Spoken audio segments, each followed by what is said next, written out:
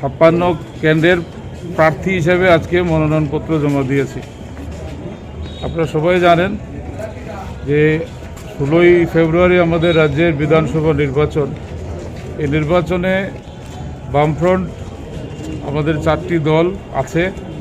একটি কেন্দ্রে আমাদের সমর্থিত নির্দল প্রার্থী আছেন রামনগর কেন্দ্রে আগরতলা, আর বাকি কিছু আসনে কংগ্রেস দলের প্রার্থী আছেন। আমাদের যা আলোচনা তাদের 13টি আসন তাদের থাকার কথা।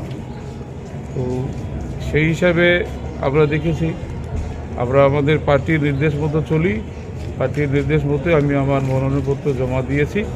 বাকিটা পার্টি আমাদের রাজ্য সম্পাদক আপনাদের জানাতে পারবেন। ধন্যবাদ।